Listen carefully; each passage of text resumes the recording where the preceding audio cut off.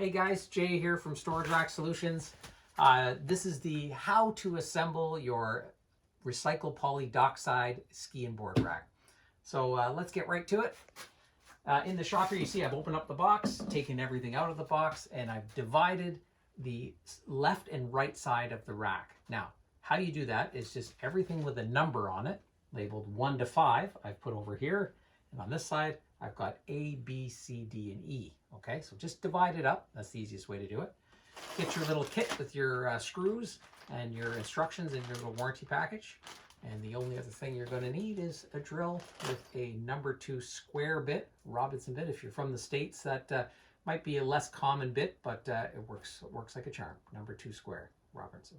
Okay? All right, let's lay it out.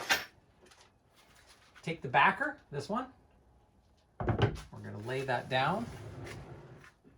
Now, you don't have to clamp it, but for the video, I find it just keeps things a little bit more stable. So I'm going to just use a couple little quick clamps. Set that right there. And right there. That holds everything nice and steady. If you're doing this at home, try to do it on a flat surface. It makes life a lot easier. And the next thing we're going to do, so there's 1, 2, 3 arms. So we'll start with the bottom arm, which is this strange looking one. It's got our little lift on it. Okay, and we're just matching right here, B with B. You can probably see that there. So they're all labeled. I'm just going to lower that down nice and flat and bring that straight in. So it's flush with the bottom. Just like that. Oh, that weight cord there. That's big. Okay, flush with the bottom. Right there. Okay. And open up our screws. Now there's 2 sizes of screws in here. Just take a quick second there. Put them into their little piles. We've got longer and shorter.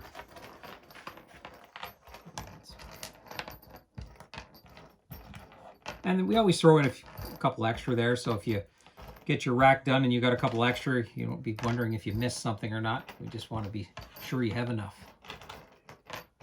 All right. That's got it. Okay, so 2 piles, so long and short. Okay, so let's take the long, and we're going to come in from the back side. Everything is pre-drilled here. Jeff, you can probably see that. Everything's pre-drilled. Now, the important thing to know is we pre-drill these pieces, but when it goes into the arm is left raw material. The reason for that is we want that screw to get as much bite on the material without stripping. Okay, so as I do this, Jeff can probably show you, this might want to push out a little, so I'm going to hold it tight. So nice and slow. See how it pushes out? So just hang on tight, and at the very end, just with a little extra strength, you'll be able to suck that back in. A little trick too is if you find you're having trouble and your drill's skipping a little, just reverse the screw out a little bit, make that material come nice and tight again, and then go forward. There, see how nice that was? Nice and tight, okay? So don't be afraid to go reverse forward a couple times. And that one went in nicely. There we go. Nice and tight, okay? Now, let's get the next arm. So that was B, now we're gonna go to C. So there's C right there. And now you know you're doing this right because it's gonna sit right on this support, okay? You don't want it goofy like that or like that. Keep it nice and flat and bring it in nice and tight right here, okay? Again, 2 of the longer screws in the back. Hold that arm and snug it up tight. There we go. Okay, and then on to the top arm. D. Again, push that and make sure it's nice and tight against that backer. Perfect. 2 long screws.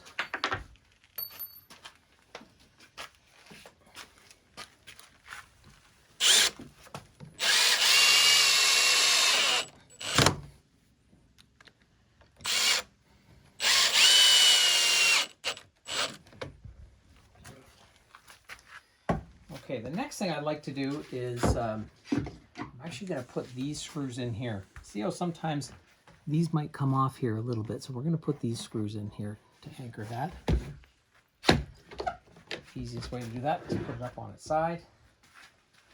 Grab a couple long screws.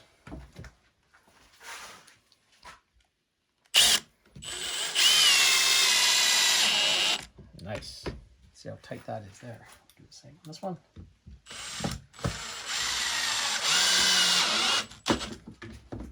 Excellent. Now I can just lay that back down again. And now we're going to be attaching this part of the rack. Okay, so anything going this way is going to be the short screws. Grab a few of those.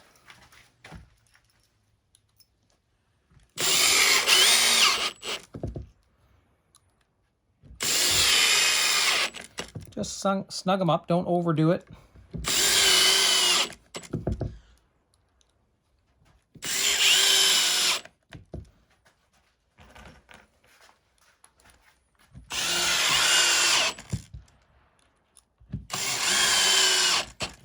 I'm just leaning on my drill. Give it a little bit more weight.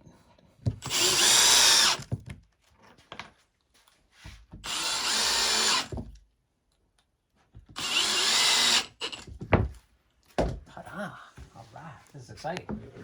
Okay, so now we're going to hold that up like that.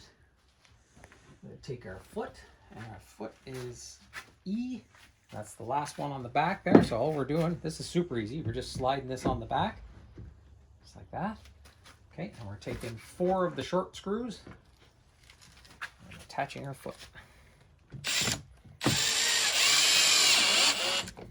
You see how it pushed away and then it pulled itself back. There we go.